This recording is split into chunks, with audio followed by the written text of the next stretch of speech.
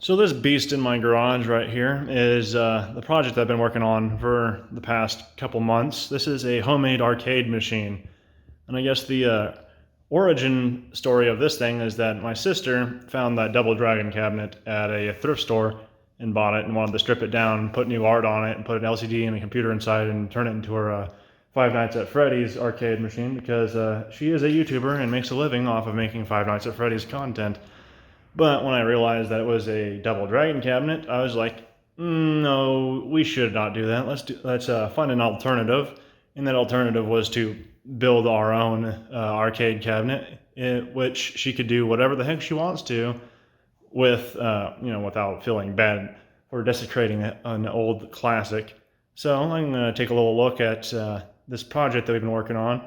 This is kind of a slap together project. I didn't really have any real plans for this, so I mean, this is just all kind of thrown together as I go. And if the side profile looks a little bit familiar, that's because it's the same thing as this here.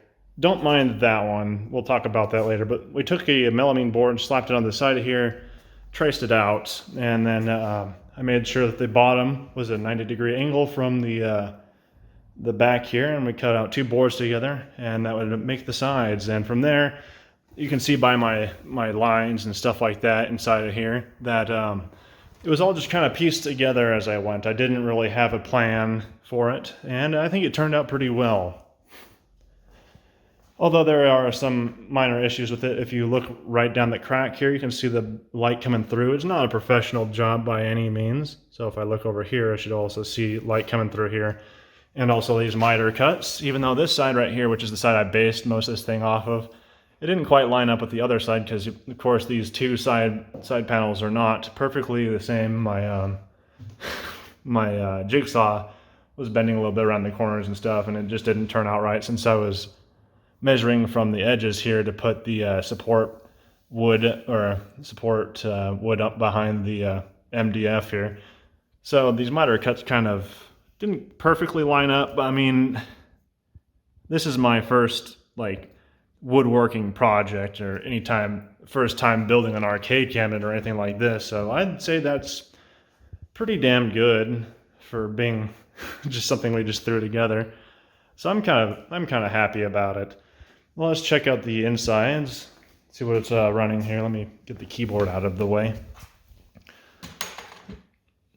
So this is running a computer, and it's plugged in right now. I need to make sure I don't do anything really dumb. Anyway, it's just got a computer in here. This is my old i5 2400. It's an old Sandy Bridge computer, and it does a pretty good job. I got a GPU for it because I was originally wanting to do FreeSync. However, we'll get to that later. So it's just a computer. It's got a little amp up here. This is one of those Kinter digital amplifiers or whatever. It does a good job. Originally, we went with something a bit cheaper. This one right here. And it sounds pretty good. It has enough power for what we need it to do. However, for some reason, this amp with this computer and only this computer, this is the only output device that it would do it with, would cause this thing to have some crazy EMI sounds coming through. So it sounded like absolute shit.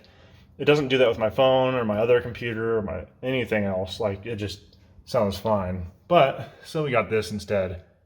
It does a good job. It's got plenty of power for what we need it for, because, you know, the speakers are right up in your face, so you don't need anything too crazy powerful. So as far as handling the power here, this is pretty simple. Maybe not like the most simple, but we got a power cable coming in. This is just like chopped off from an extension cord. It goes up into this breaker here, which is a 5 amp breaker. So if anything shorts out, it will, shut off and protect the house from burning down.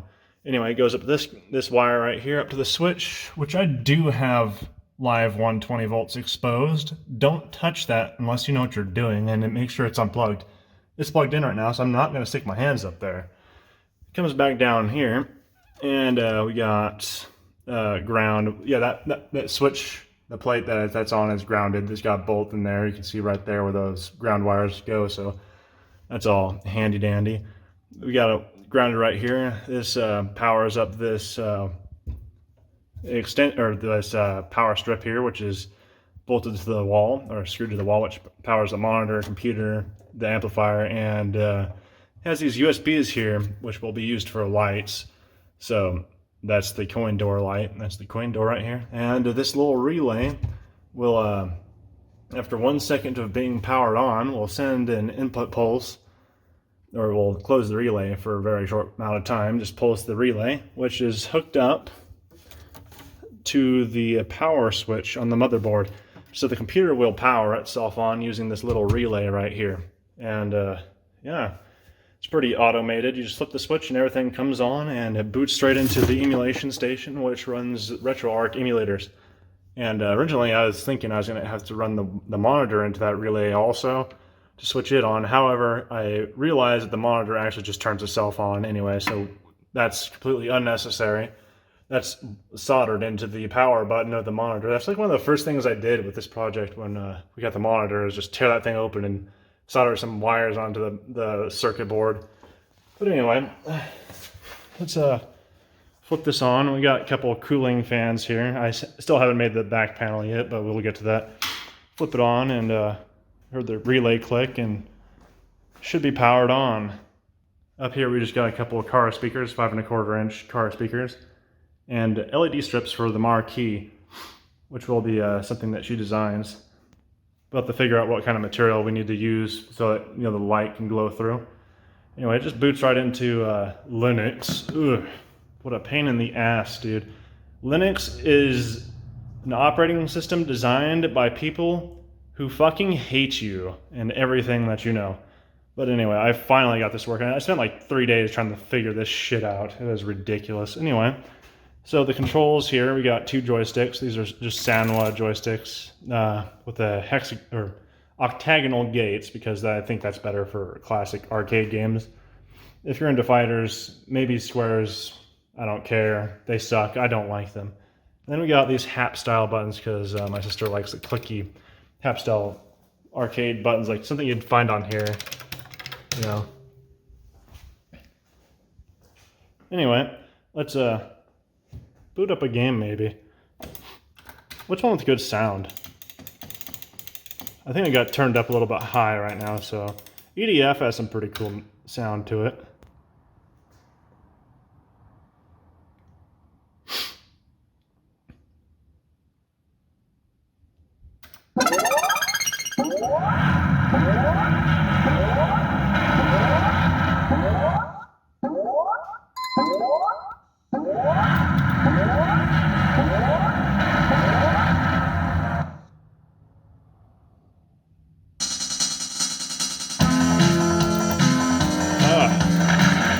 Can't play this with one hand.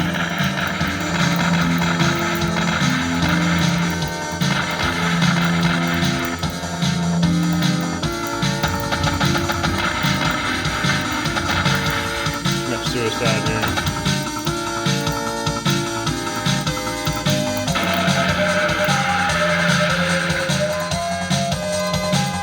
We can exit the game.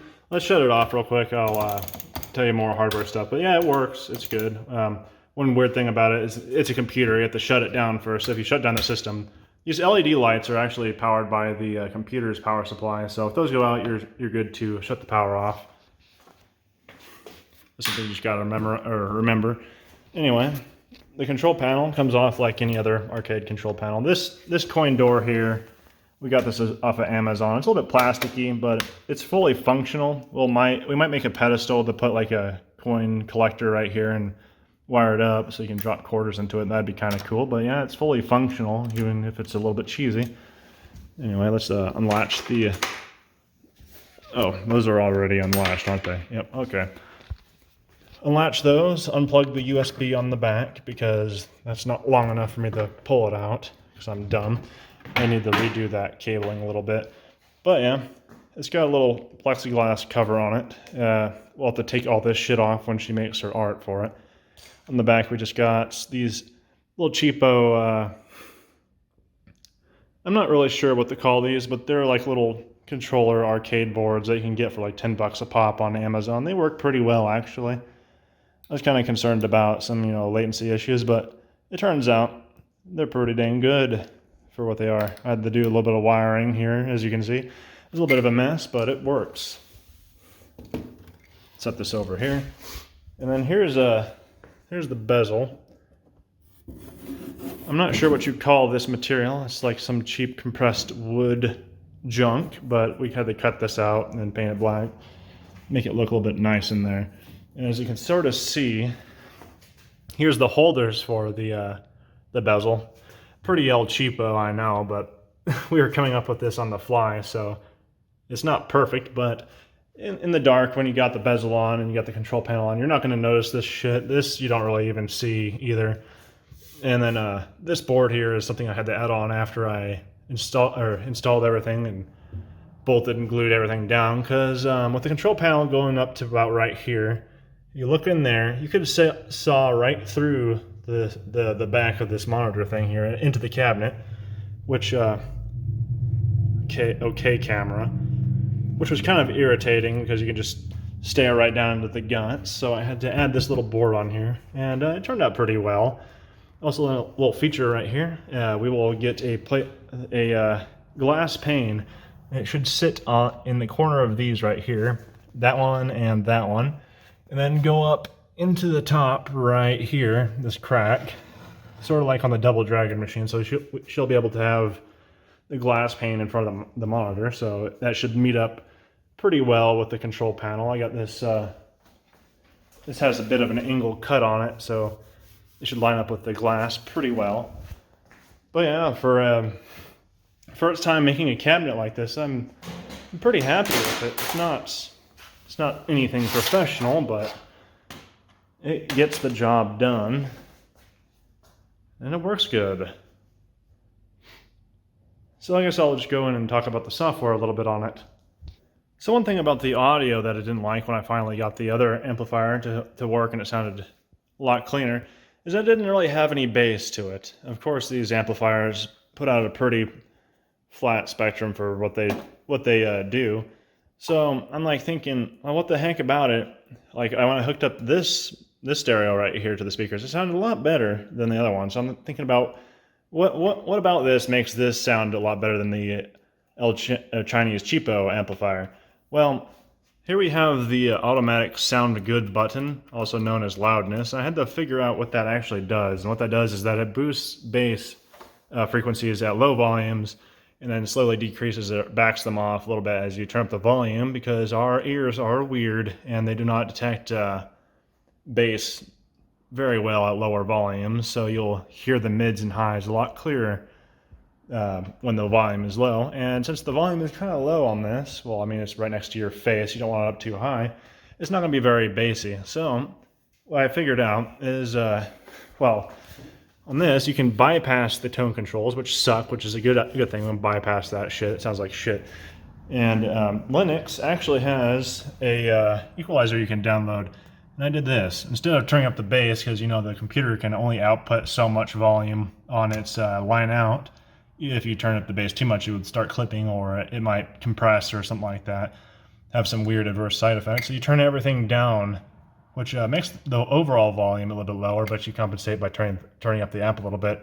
It gives you sort of like the same sort of effect in a way. So this actually sounds really good with this equalizer on here, even though these are like minus 15 and 14 dB. It's pretty extreme, but it gets the job done and it sounds good.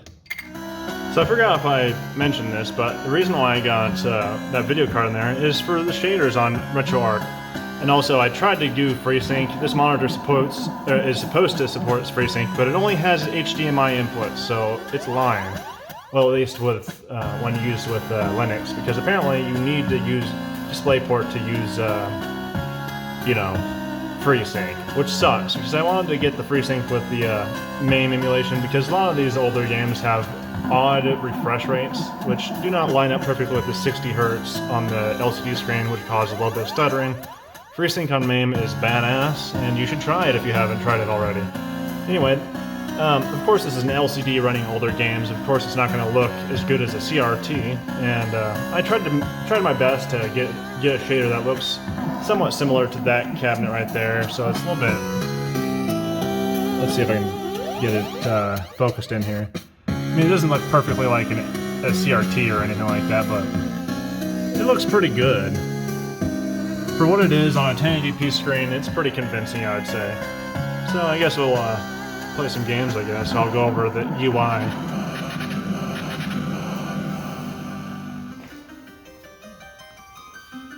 So this UI might look a little bit familiar if anybody's messed with RetroPie, because this is Emulation Station, which is what comes with RetroPie. It just has like a little bit of a fancy skin on it.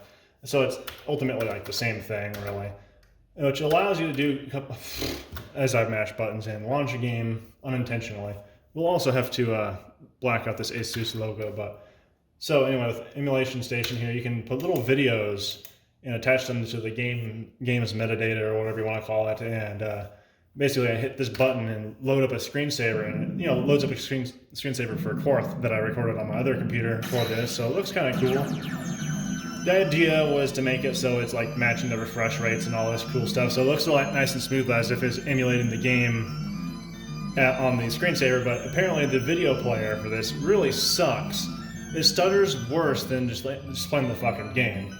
But the cool thing is if you hit the start button, which should have been one of these over here, but hit the start button and it will launch that game that it's timed to. So it's kind of cool. Let's just launch a little bit of Korth right here. And this is Korth, otherwise known as Block Hole. And it's Korth. Korth is good.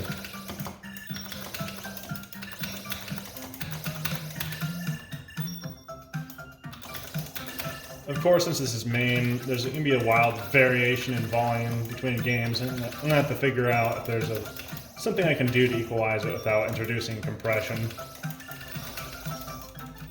Yeah, that's Korth.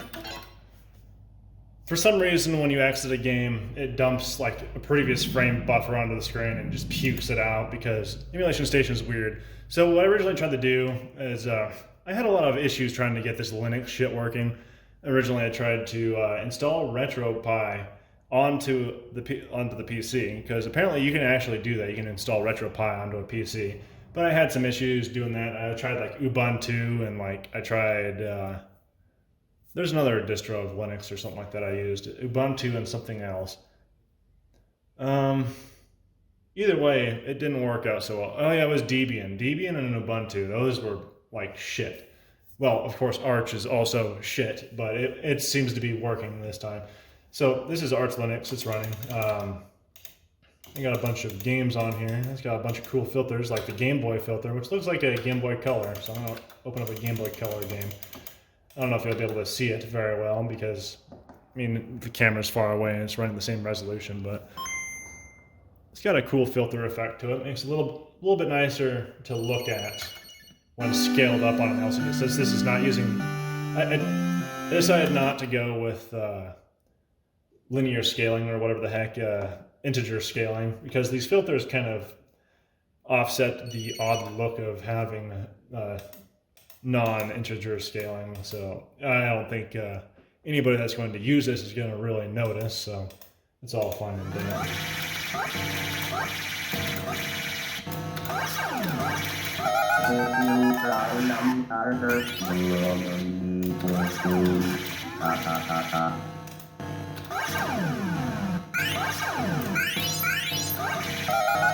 You asshole. You got what you deserved. I did not deserve that.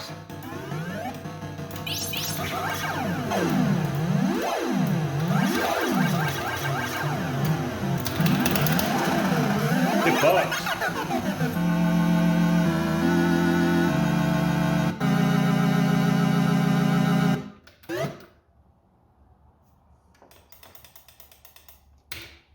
So one of the reasons we wanted two joysticks on here is for games like Robotron and Smash TV. She really likes Smash TV. I like Robotron, even though Smash TV has quite the attitude. It's got more character, I think. But this has more raw gameplay to it.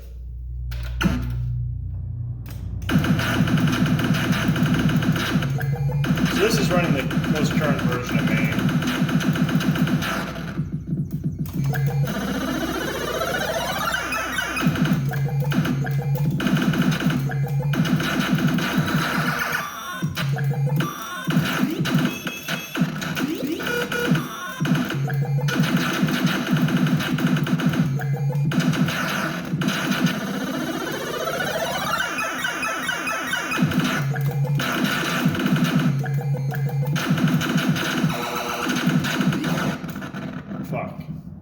More dying by stupid shit. I got a couple Nintendo emulators and stuff like that on here for cool games on the Nintendo, such as Bucky O'Hare.